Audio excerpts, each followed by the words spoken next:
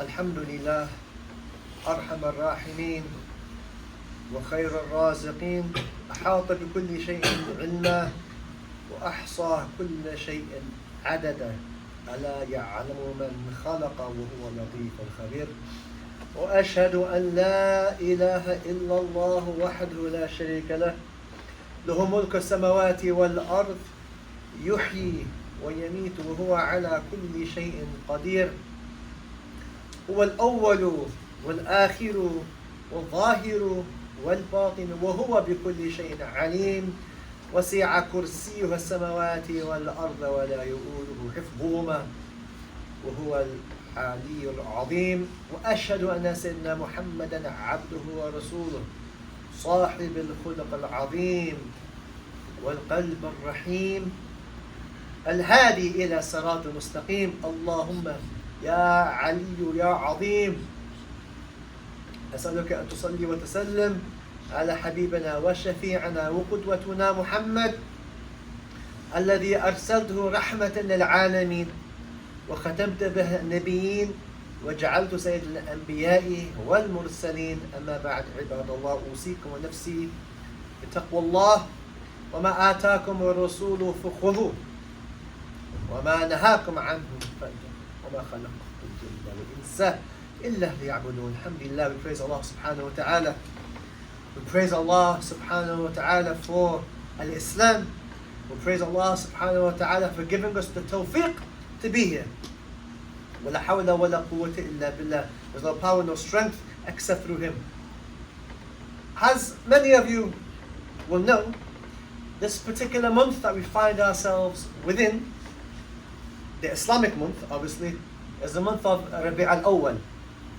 And traditionally, this is a month in which people reconnect themselves to the Prophet sallallahu alaihi wasallam, because according to Allah, a large number of scholars, this is the month in which he sallallahu alaihi wasallam was born in. And recently, a friend of mine, he's a scholar, and he said he was he had a class talking to students from a particular country in a particular secular university.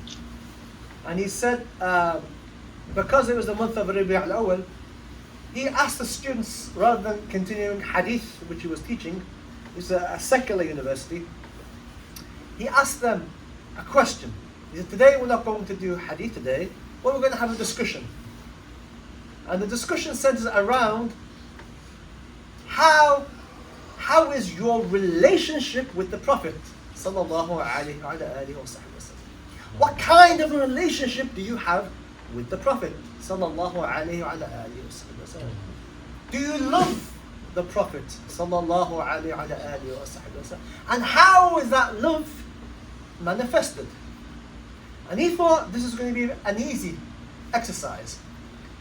But what he heard back from his students, or from these particular students at this particular university in this particular country, it shocked him. So he went on to explain to me, he said that the students, and these are people who are kind of studying hadith in their spare time with him, what he heard from them shocked him. He didn't expect to hear the things that he heard. He didn't expect them to say the things that they said. So I asked him, what did they say? And some of them said, what is the point of loving the Prophet sallallahu alaihi wasallam? What is the point? Another person said, we don't have a reason to love him. We obey him, but why do we need to love him? And the things he heard back from the students made him understand several things. One of those things, he said, was a reminder to us, the people who do khidmah of this deen, or attempt to do khidmah of this deen, people of da'wah, a reminder to us to listen to what people have to say. No point in teaching something to a group of people who their understanding is so underdeveloped that they don't understand what you're trying to teach them. So this is a group of students, intelligent, quote unquote, perhaps, students at a particular university, like yourselves, for example, who questioned, why do we need to have a relationship with the Prophet? Why do I need to love the Prophet? What is the benefit of loving the Prophet? The next point he said he understood from this, a lesson that he took from this, was that we have to stop thinking that people, especially young people, that they know basic things. And from time to time, I realize that sometimes you're talking to people, they ask a question, and you're answering it in a way that has in Arabic muqaddamat to that answer, that they're not aware of it. So sometimes you're answering a question they don't even know the answer correctly, because it's built on things you assume they already know. So the point he said is that the understanding, the merit, the fada'il, the importance of loving the Prophet Muhammad sallallahu alaihi wasallam for a generation of people is not there. Ma'adum, non-existent. They don't understand the relevance, or even if it is relevant. And the reasons for that are many reasons, partly because many people in khutbahs don't talk about this. I did a khutbah a while back to a group of people in which I spoke about love of Allah. And the people were shocked. We've never heard a person, a khatib, talk about love of Allah. It's always khawf, fear Allah, Jahannam, the hellfire, fear. The fear factor. But what happens, and what we're seeing, and maybe some of you are already seeing, is that when the fear factor disappears, then the motivation to practice has gone. When people don't care anymore, they don't fear anymore, and you see students come to university away from Mama and Baba, away from the Imam, away from the community, who they afraid of, and now it's, let's do what we want to do. Freedom, hurriya, let's explore. I'm free now to do what I want to do at university. Why? Because the Islam that they've been mash'oon, they've been filled with, is an Islam of fear. But not fear of Allah, but fear of your mother, fear of your father, fear of the community, fear of the Imam, fear of what people are going to say. But وين خوف Allah? Where's the fear of Allah? But above that, there's a higher emotion that human beings have. There's a higher drive. There's a higher motivation. There's a higher catalyst for us as Muslims, which is al-muhabba, love. And when you love Allah, which everybody is in agreement, although they may differ of how you do that, but love of the Prophet sallallahu alaihi wasallam is something so well embedded amongst the Sahaba and the Tabi'een and the Tabi'in, the generations after him, is so well embedded. It's natural. And in Arabic, musallamat, the things that we don't, it's uncontested, obvious. But for a generation, it's not there. It's not that obvious. So, inshallah, this khutbah is to make it obvious, to make it clear, to remind you of the merits of muhabbat al-Nabi, to love the Prophet sallallahu alaihi wasallam. And if you're asking why do we need to, then read the Quran, read the Sahaba, the story of the Sahaba, read the Prophet's life, the drive of Sahaba, the drive of Abu Bakr, Abu Bakr's love of the Prophet sallallahu alaihi wasallam. That's what made him Abu Bakr. His love of the Prophet sallallahu alaihi wasallam made him sacrifice his wealth. His love of the Prophet sallallahu alaihi wasallam made him do the things that he did and say the things that he said. And look at Umar ibn Khattab. Subhanallah, look at Sayyidina Umar ibn Khattab. His love for the Prophet sallallahu alaihi wasallam made him say the things he said and do the things that he did and went on to be. Sayyidina Uthman again, Sayyidina Ali ibn Abi Talib, and all the Sahaba, the love they had for him, the ta'zeem they had for him sallallahu alaihi wasallam. And love of the Prophet is love of Allah. They are mutually inclusive. They're not exclusive, abadan. Same thing. But again, for a generation of people who were unaware of the importance of loving the Prophet and the effects on your heart, when you love the Prophet and you love his faith, and then when you come to university, when Mama and Baba aren't there, when the community isn't there, when the Sheikh isn't there, when nobody's there, your love of him is going to keep you on Sirat al-Mustaqim. It's going to keep you praying. It's going to keep you fasting. It's going to keep you studying. It will keep you coming to Jummah. It will keep you fasting and doing all these things because you're doing it muhabba, love of the Prophet because the Prophet said, do these things, pray, fast, be good, be a good Muslim. The Prophet said it. So when your motivation for following is love, that is an emotion that is difficult to displace. It's an emotion that lasts longer. Have you, for the brothers, mashallah, those of you who have never been in love, halal, but obviously, those who have never, or those who have some love for someone, maybe your father or whoever, or your fiancé, or whatever it may be, or those who are married, inshallah, they love their wife or husband, or whatever it may be. That love you have for another human being makes you do things. It makes you do great things for them. It makes you want to please them. That muhabba, the drive. But when you fear somebody, you're doing it out of fear. And the moment when the fear disappears, or that individual is no longer there, the fear connected to that individual also disappears, and there goes the fear factor. But muhabba, love, is an emotion, as you know, it doesn't go very quickly. Very hard to get rid of something. That if you love something, it doesn't dissipate. It doesn't dissolve. It doesn't disappear overnight. And this is where the generation, your generation, needs to reconnect itself to the realities of loving the Prophet. So the question that arises, how do we love the Prophet? For most people, the Prophet is an abstract historical figure that lived 1,446 years ago. Someone from the past. Someone consigned to the books of history. That's what some people, all they know of the Prophet is that. Let us transcend that meaning. If you've never understood it or no one's explained it to you, here's the opportunity. Transcend the idea, the notion that the Prophet is some historical figure in the books, an abstract historical figure. La, he's more than that, sallallahu alayhi wa sallam.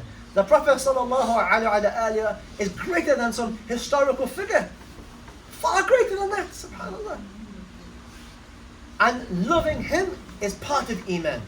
In fact, Imam Bukhari, whose hadith collection is perhaps the most authoritative collection of ahadith in the Sunni world, has a chapter, part of his chapter of Iman, faith, he has a chapter in there dedicated to loving the Prophet sallallahu alaihi wasallam. Ahadith connected to the importance of loving the Prophet sallallahu alaihi wasallam. So this was not something that was new or some novel thing.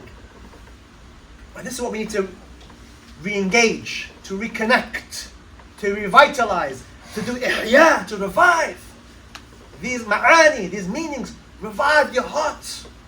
Connect it back to the Prophet sallallahu alaihi wasallam. Read his life. Connect. When you read his seerah, how can you not love that man? Allahumma salli alayhi wa alayhi. How can you not love him when you read his life? You read the difficulties he went through, how he dealt with people, how he dealt with the persecution, how he dealt with the people who went against him, how he dealt with his wives, Allahumma salli alayhi wa alayhi, how he dealt with everybody, how he dealt with the kuffar, how he dealt with the Muslims, how he dealt with the munafiqun, how he dealt with himself, how he dealt with the animate and inanimate, how he dealt with Allah Azza wa Jal. And when you read that, these are, every single behavior is the peak, al-qimma, the peak of perfection. In every one of those things, he was the perfection. Al-insan al-kamil, the perfect human being, in every single aspect of the things I've just mentioned. He was the height of perfection. And human beings, naturally, they love perfection. When you see something that is great, your heart likes it. And that's why some people, they love movie stars, or they love pop stars, or they love football players, because there's something about them that is great. ولكن نبينا محمد صلى الله عليه وسلم has all of those things that you think are great and greater than that.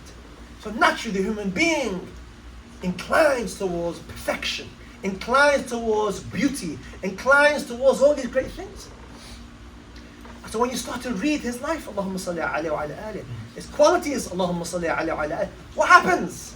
Naturally, you don't have to do anything.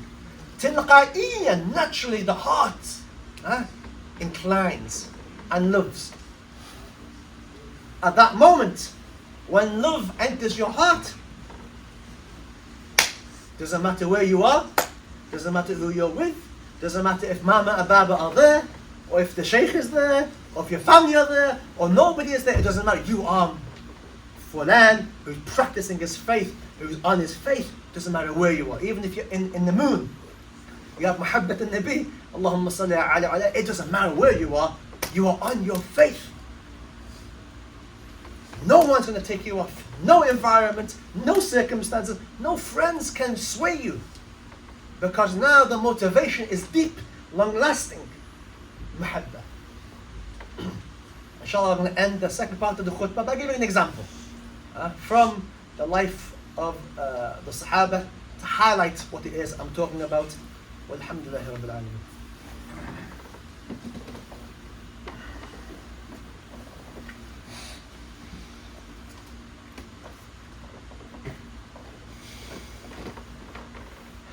الحمد لله وأشهد أن لا إله إلا الله وأشهد أن سيدنا محمدا عبده ورسوله اللهم صل وسلم على حبيبنا وشفيعنا وقدوتنا محمد أما بعد أوصيكم ونفسي بتقوى الله.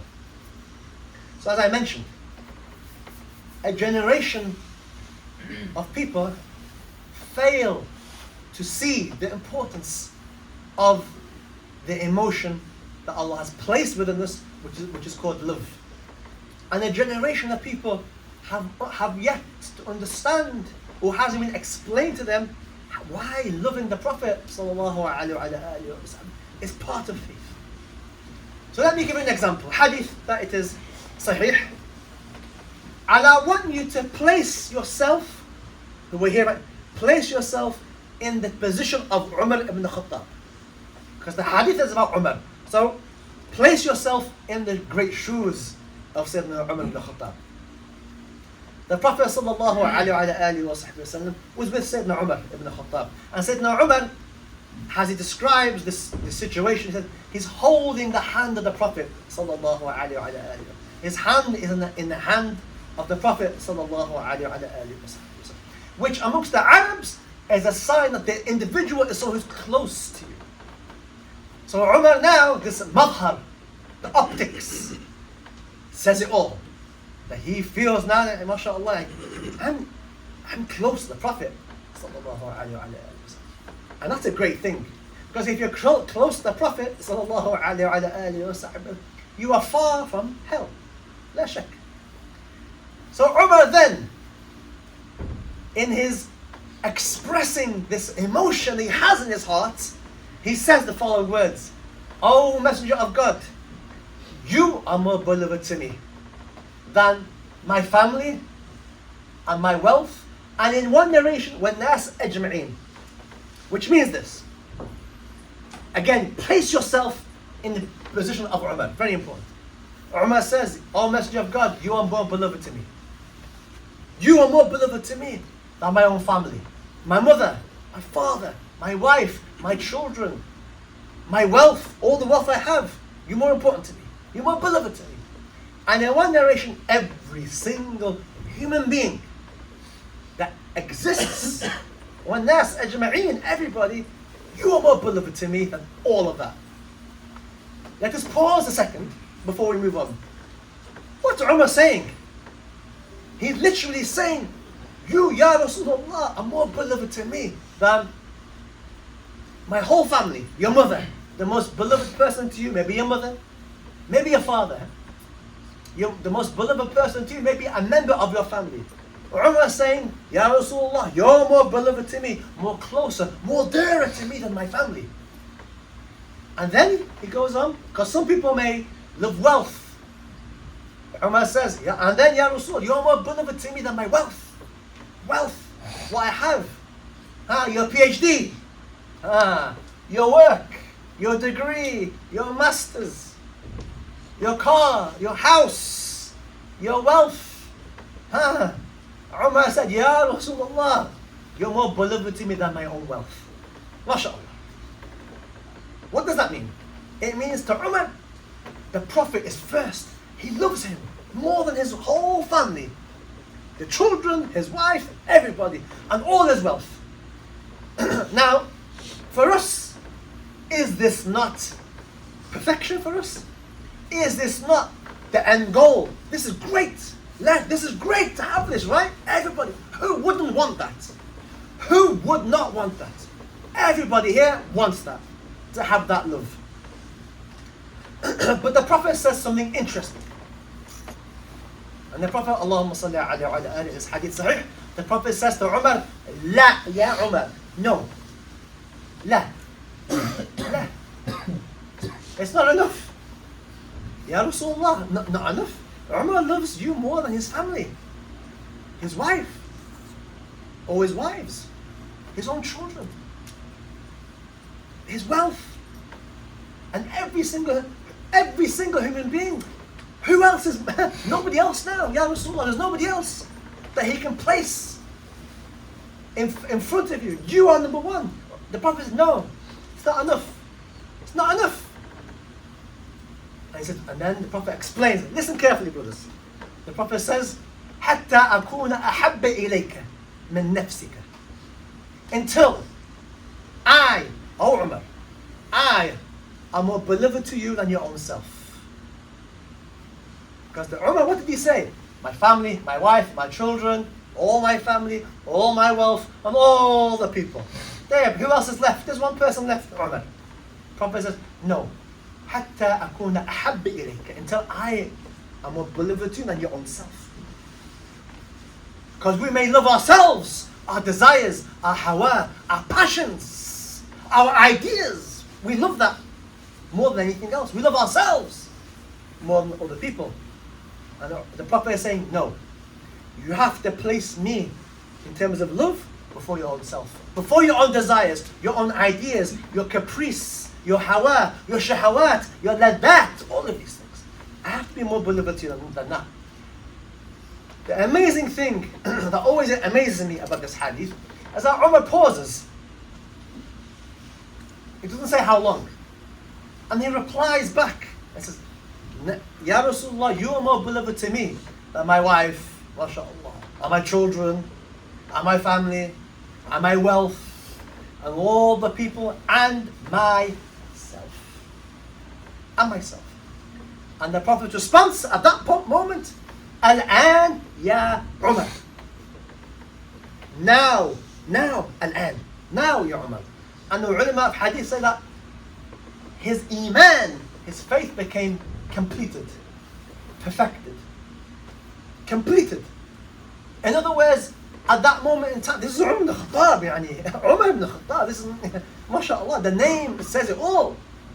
The Prophet is saying, your iman is not completed, perfected, until I am more beloved to you than your own self. And Umar did it, which is amazing, there and then. Can you do that? Can you and I do that? Can you and I? Are you and I even on the level to even say, the Prophet is more beloved to me than my own family? Just start there. We're not going to go anywhere else. Just start at that point. When your family tell you to do things. When your family say to you, take the hijab off. When your family say, when you go to university, don't pray. Pray at night. When your family say to you to do mukhalafat of the deen, for example, somebody do that. Is your love of your parents more than your love of Allah and His Messenger? Allahumma salli alayhi. Where are we? So, to finish off, inshaAllah, loving the Prophet sallallahu alaihi wasallam is important. Loving Rasulullah sallallahu alaihi wasallam has a benefit. Living the Prophet sallallahu alaihi wasallam, depending on how far you are able to go, is perfection of Iman. And the Prophet has said it, sallallahu alaihi wasallam. Come and let us love the Prophet. How is it when you go to Christians and you ask them the same question? What is your relationship with Jesus? They're going to say, we love him. He is our Prophet. You come to the Muslims, we don't know. Do we have to love him? Do we not love him? We obey him? Sure. Since when did that even be? Since when did the Nasara become better than the Muslims? Sure. Where is this? So we ask Allah to revive the meanings of this hadith, to help us be like Sayyidina Umar ibn Khattab, or to allow us to make the first footsteps, to begin the journey of loving the Prophet, sallallahu alaihi wasallam. We ask Allah to help us on this journey, so that we love him, sallallahu alaihi wasallam. And loving the Prophet is loving Allah. The two are not mutually exclusive. And anybody that says that has not understood this deen. Has not understood the deen. People say the two separate things. No. Loving Allah is loving the Prophet. Loving the Prophet is loving Allah. How can? We ask Allah to help us understand. We ask Allah to inject mahabba in our hearts for our faith. We ask Allah to increase our iman, to increase our love of the Prophet ﷺ, to give us the ability to be like Umar ibn Khattab. And then you tell me why Umar ibn Khattab, when they talk about the merit of Sayyidina Umar ibn Khattab, what happens? The Prophet says, Shaitan, when he sees the shadow of Umar, Shaitan flees. That shadow has a body, and that body has love. And that love is the highest love that anyone can have. He loves the Prophet before his own self and every single person. And that's why Shaitan runs from that individual. That's why Shaitan runs. But if you don't have that, Shaitan will be right up next to you, in your pocket, in your house, eating with you and doing everything with you. Ask Allah Azza wa Jalla to protect us, inshallah, and to revive the benefits, the meanings of love, inshallah. And we love Allah, and we love His Prophet, and we love Islam, and we love everything apart in this deen, and we have fear of Allah, na'am, but we love Allah too. إن الله وملائكته يصلون على النبي يا أيها الذين آمنوا صلوا عليه وسلموا تسليما اللهم صل وسلم على حبيبنا وشفيعنا وقدوتنا محمد ورضي تبارك وتعالى عن أبي بكر وعمر وعثمان وعلي وعن جميع أصحابه وأهل بيته الطيبين الطاهرين وأمهات المؤمنين اللهم اغفر للمؤمنين والمؤمنات والمسلمين والمسلمات الأحياء منهم والأموات إنك قريب مجيب الدعوات اللهم انظر الى اخواننا وفرج عن اخواننا في غزه في فلسطين وفي افغانستان وفي اليمن وفي الشام وفي السودان وفي جميع انحاء العالم يا الله يا الله يا الله يا ارحم الراحمين يا ارحم الراحمين يا ارحم الراحمين فرج عن المسلمين عباد الله آواكم الله حفظكم الله نصركم الله أيدكم الله إن الله يأمر بالعدل والإحسان وإيتاء ذي القربى وينهى عن الفحشاء والمنكر والبغي يعظكم لعلكم تذكرون فاذكروا العظيم يذكركم وصلوا على نبيكم محمد اللهم صل وسلم عليه وعلى آله وإنك أكثر والله يعلم ما تصنعون وقاموا الصلاة